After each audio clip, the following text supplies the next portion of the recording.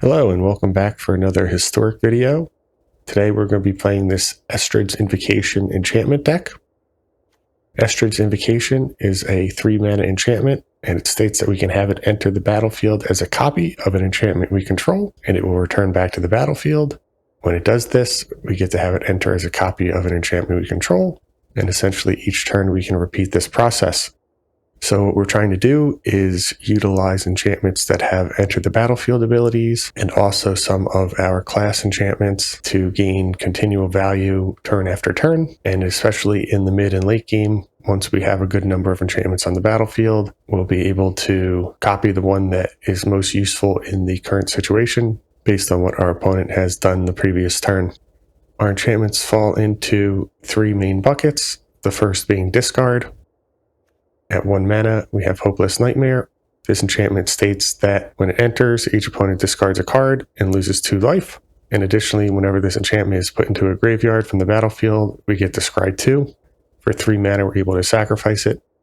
So if we're able to continually copy this with Estrid's Invocation, we can do at least 2 damage each turn, even if our opponent doesn't have any cards in hand, being one of our win conditions. The next discard card is Bandit's Talent. This is a 2-mana enchantment class.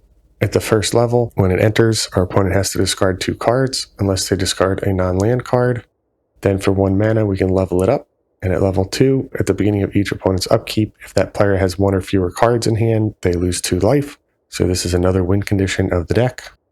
And then at level 3, at the beginning of our draw step, we get to draw an additional card for each opponent who has 1 or fewer cards in hand.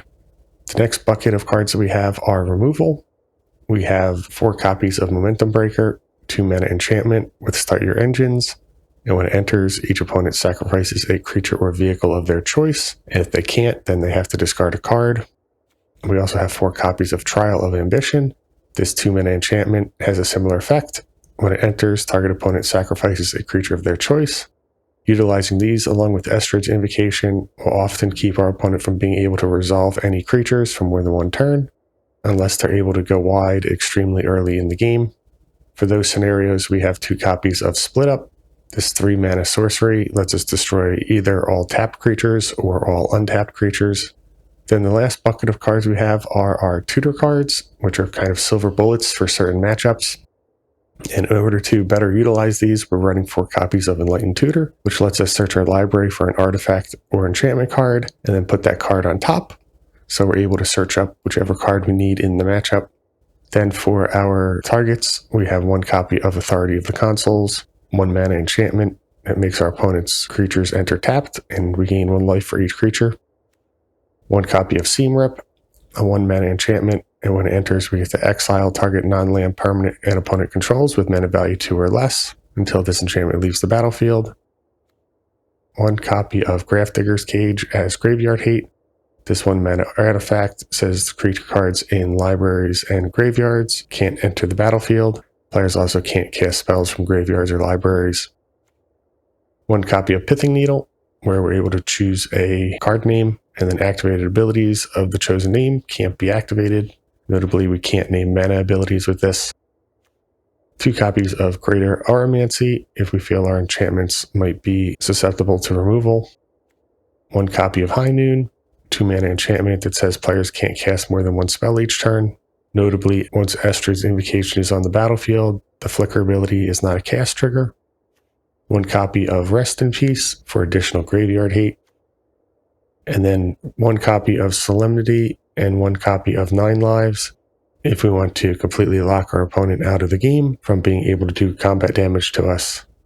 For the mana base, we're running a good number of dual lands, as well as a Prismatic Vista tutor set.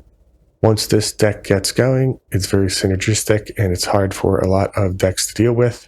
There's not a ton of enchantment removal in the meta, and so one of the only ways our opponents can win is to combo off around what we're doing. It should be pretty good against combo matchups due to the discard, and additionally against mid-range decks because our sacrifice abilities can help control their board. So really we're trying to watch out for decks like Mill or even some burn decks where they can just point their spells directly at face. Before we jump into the gameplay, I'd like to ask you to please like and subscribe the video. It really helps the channel.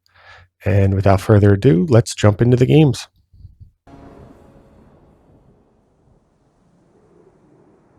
This hand has good creature interaction. We do need to find our Invocation. We'll give it a try. We'll just start on a tap land here. We'll do white so that we can play Seam Rip next turn if needed, without needing to shock ourselves.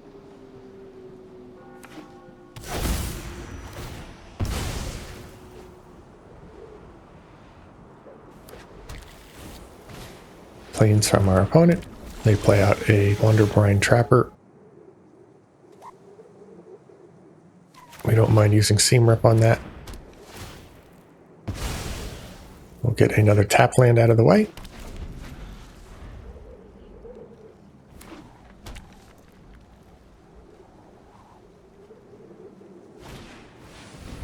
Merfolk. So opponent is on an Azurus Merfolk deck. Here we can play out the Trial of Ambition and hold up Enlightened Tutor. We'll get 9 lives and just try and lock our opponents out from winning.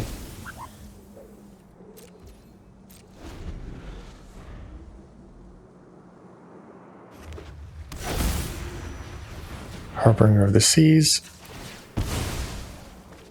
This will slow things down a bit.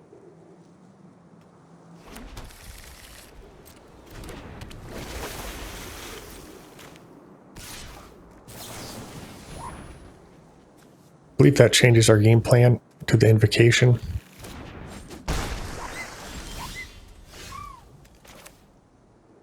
We're going to need to stay ahead of our opponent.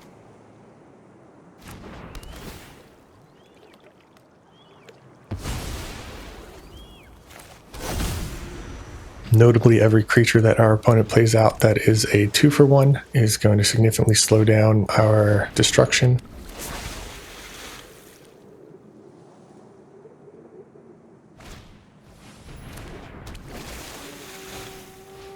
Oh, brutal. Absolutely brutal here.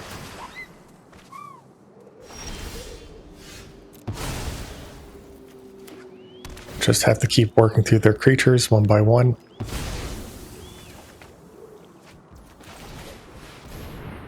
Estrid's Invocation was a phenomenal top deck.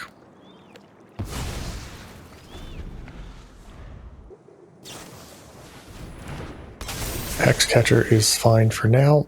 We won't likely be playing out many more cards until we're able to answer the Harbinger.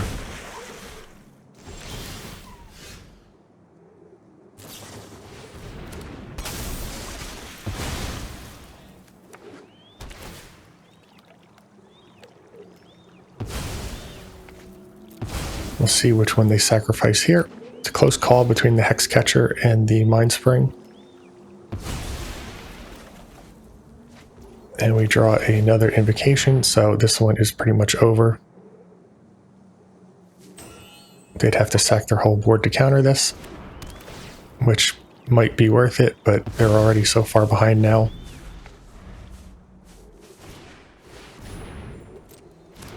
We can destroy 3 creatures during our upkeep.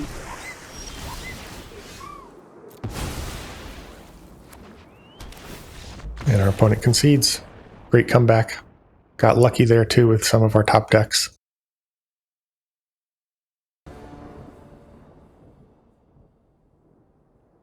This hand is not any good. We have to take a mulligan. This is better. In between Rest in Peace and Aromancy, I think we'll keep the Rest in Peace. There seems to be more graveyard interaction than Artifact Hate. We'll get the tap land out of the way first.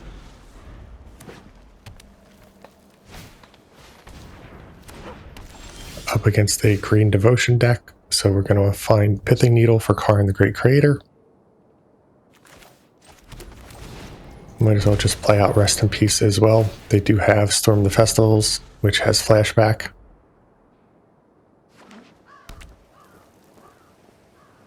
Field of Ruin is fine. We have some basic lands in our deck. We'll grab the plains here.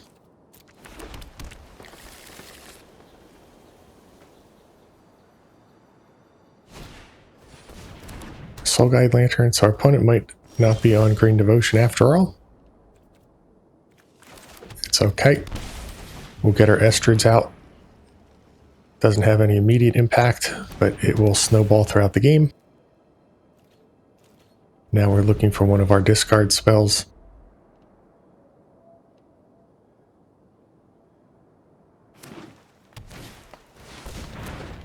Ice Till is not going to be very useful in this matchup.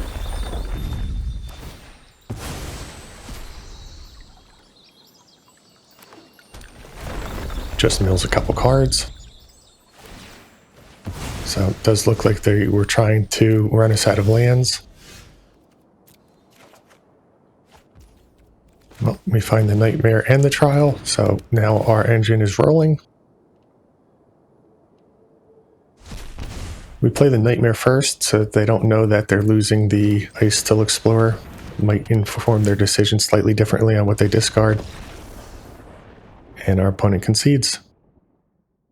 I think we did have this one locked down pretty good. We didn't need to cast another card, I don't think, and we would have been able to win. This hand is fine. We can use the Enlightened Tutor to dig up the missing pieces that we need.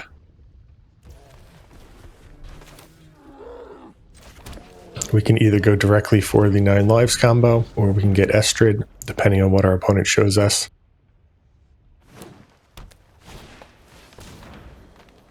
Abundant Harvest.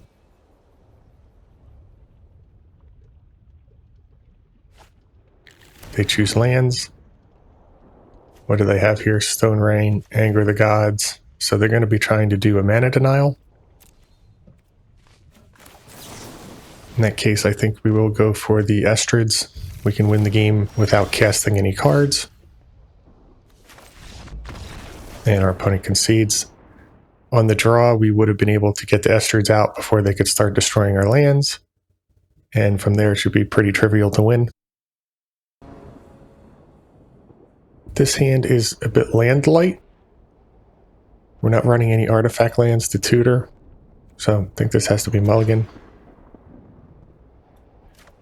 This is better. We'll keep, and we'll put back the Aromancy. We'll shock ourselves and play out the Hopeless Nightmare. We want to hold up the Vista to go get white mana.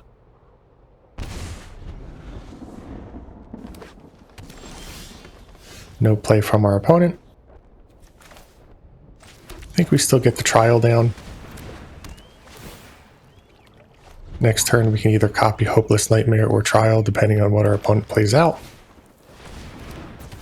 Frenzied Baloth, good target.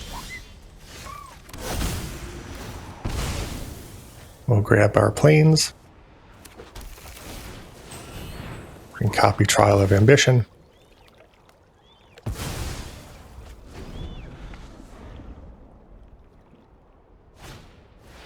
They have a Tifa. We'll take that out as well.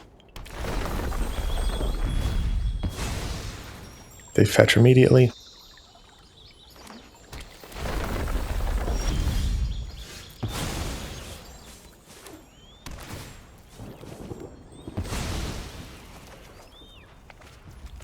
Play out Solemnity in the tap land. Now we can answer 2 creatures next turn. One with Seam Rip, one with Trial. And our opponent looks like they're completely locked out. Good game.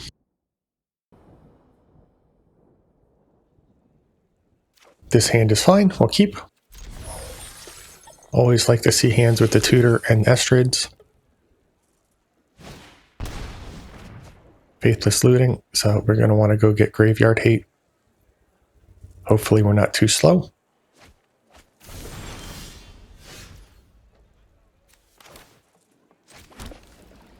We'll hold up the Tutor here. And if our opponent doesn't do anything pertinent, we can just go get our Rest in Peace.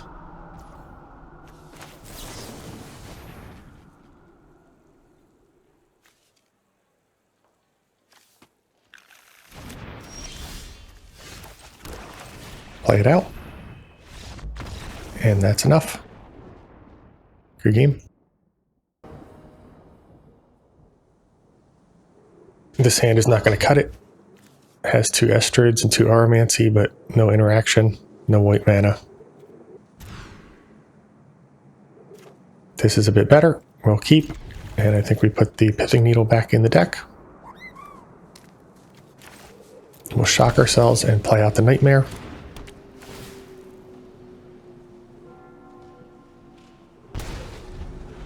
Opponent discards a Mountain. They're on Rakdos, so we need some graveyard hate.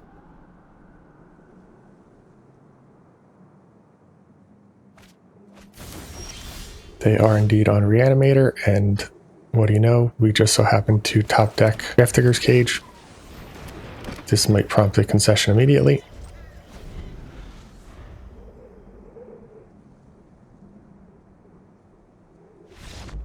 And there it is.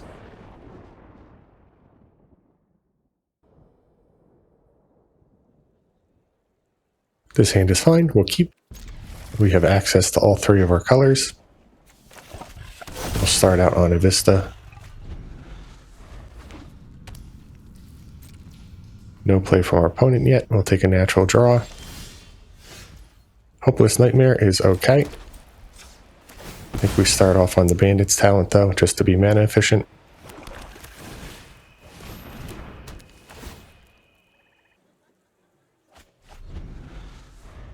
Is it Dragonfire? Yep. So opponent is going to be on a Dragon's deck. Only 1 white mana here, so we'll use the Seam Rip on the Ruby Medallion. And then we'll use the Nightmare.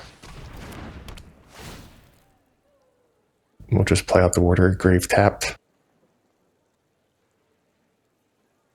Actually, we could shock it in.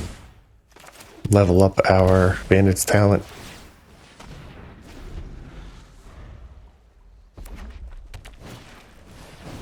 Another Medallion from our opponent, so we only slowed them down a little bit.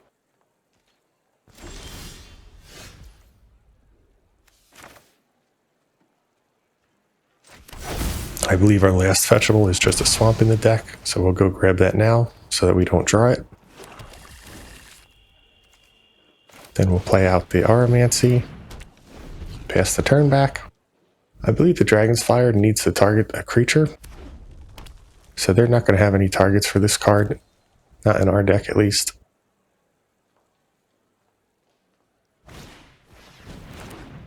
Sarkhan, they can target their own creature.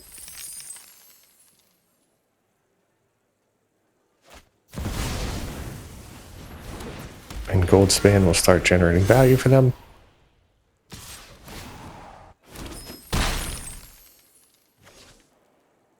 Notably, we don't have a second white mana for 9 lives yet.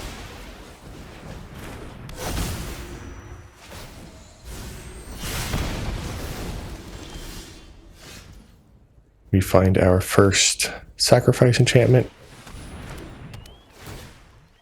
Opponent will get rid of the Sarkhan most likely. They do. And there's no point in holding up our mana here. They'll take 2.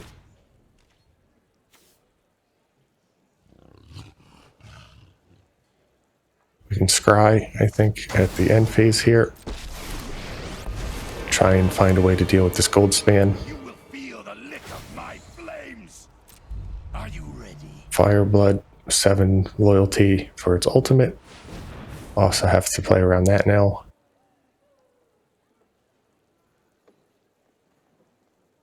Den still costs 4 to activate. It doesn't get reduced by the Ruby Medallion.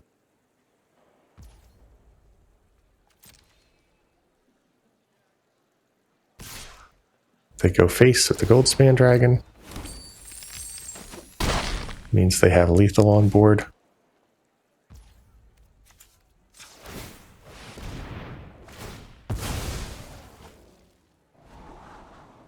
Starting town would enter tapped, so that's not going to do it.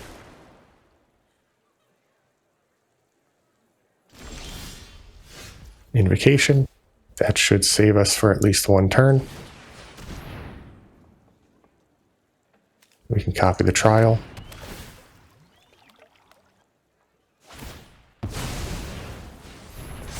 They choose to sacrifice the Den instead. I think that was a mistake. The Den would generate multiple bodies, and it's also resilient to our trial, which we can use next turn to get rid of the gold span. Might demands power.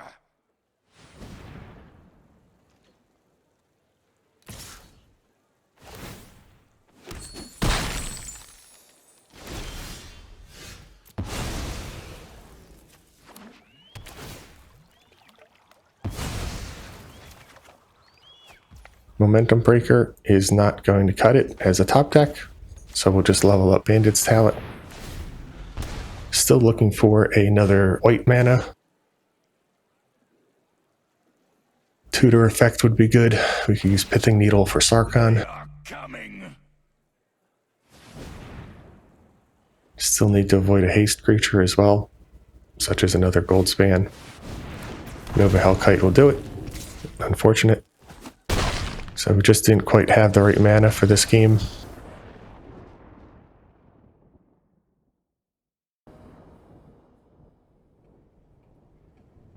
This hand is good. We'll keep. I think we hold up the Enlightened Tutor on turn 1 instead of playing out Authority, in case we need to dig up something like Graveyard Hate. It's going to be a creature deck. We'll go grab a sacrifice card. Momentum Breaker is slightly better since we can get our engine started earlier in the game.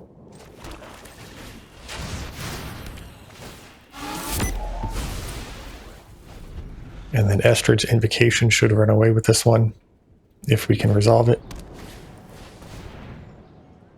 Rumble. So it's a Goyf deck. They're going to struggle.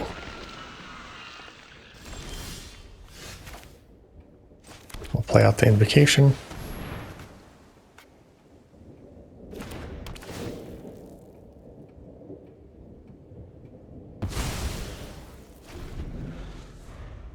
They're still capable of burning us out, but once we get the talent going and whittle away at their hand, we're going to be in a pretty good spot, I think.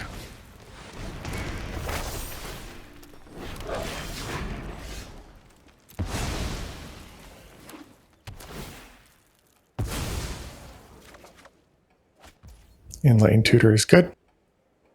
We can actually use that to go get Rest in Peace. So we'll start with Bandit's Talent. They discard a Fatal Push. Then we can just play out our hand here.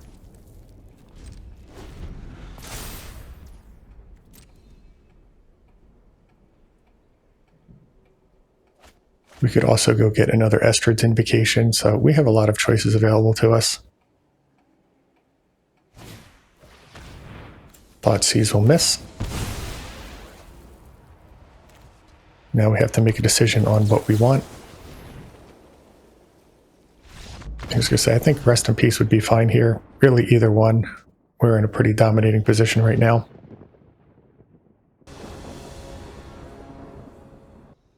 This hand is good. It has some early game interaction. We need another white mana for 9 lives. Love to find our Estrid's Invocation as well.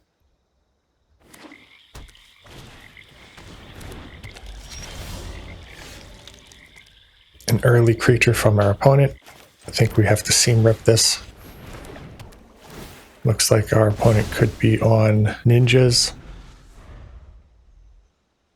We have answers for their next 2 creatures as well.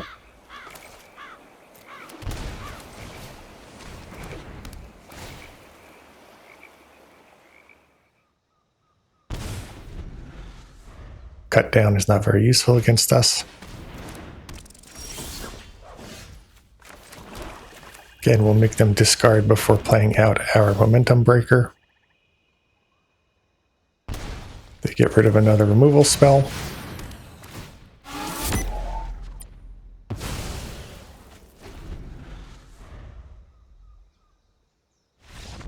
And our opponent concedes.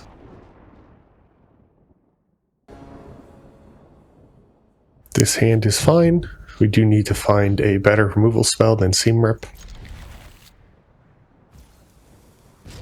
We'll just start on a tap land.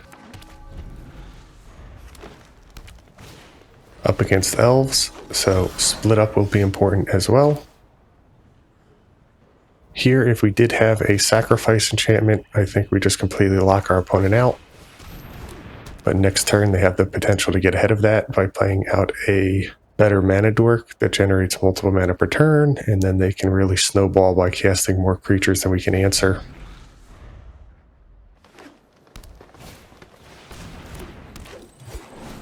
They're already up to 3 creatures, so we are in a lot of trouble here. Start on the talent, see what they discard.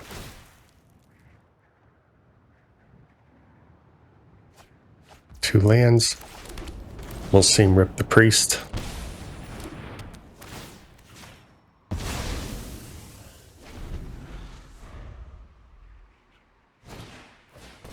They have another Land War Elves, and what's the last card? We don't know. They just concede. Bit odd. They weren't under any pressure. I feel like they were still quite advantaged in this match. Okay, so there you have the deck. For those of you that watch the channel, you know I'm a huge fan of the Enlightened Tutor package in Historic. And as you can see in the matches, we were able to tutor up our specific answers quite a few times. Having lots of graveyard hate in the deck yielded a lot of easy victories. And once Estrid's Invocation got going in the mid-game, this deck was easily able to overrun most opponents. Wasn't a huge fan of split up in these matches, similar with Greater Aromancy. We didn't come up against many decks that it would be useful against. So those are some spots that you might swap out for different types of interaction. Additionally, there were a few games where we were missing our second white mana, which we have 17 lands that generate white or fetch for white, so it was likely just caused by variance. It is something that we could keep an eye on, though, in future matches. Overall, I was extremely satisfied with how the deck played out and would definitely recommend you give it a try. As always, I'd like to thank you for watching. Please like and subscribe for more content.